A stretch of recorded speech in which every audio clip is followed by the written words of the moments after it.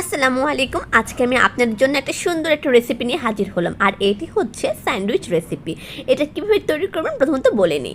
এখানে আছে আমি গাজর কুচি নিয়েছি এবং কিছু পেঁয়াজ কুচি দিলাম। এখন আমি অ্যাড করব সামান্য কিছু গোলমরিচের গুঁড়ো এবং অ্যাড করব সামান্য লবণ। আর এখন লাগবে একটি ডিম। এখানে চাইলে আপনারা 2টি ডিমও ইউজ করতে পারেন। আমি এখানে জাস্ট একটা ডিম ইউজ করেছি। এখন এগুলোকে ভালো করে মিক্সড করতে হবে। আপনারা চাইলে হাতও ইউজ করতে পারেন বা চামচ দিয়েও ভালো করে মিক্স করে নিতে পারেন। আর এখানে আমি কিছু মোজারেলা চিজ নিয়েছি। এই তো ডিমগুলো আমি এখন তাওয়ার মধ্যে ঢেলে দিচ্ছি। এখন এটা ভালো করে গোল করে নিচ্ছি। আর সাথে আমি যে পাউরুটি নিয়েছি, এই পাউরুটির মধ্যে আমি দোনো পাশে বাটার অ্যাড করে নিচ্ছি। এই তো এই পর্যায়ে আমি কিছু মোজারেলা চিজ আমি ডিমের উপর ছেড়ে দিলাম।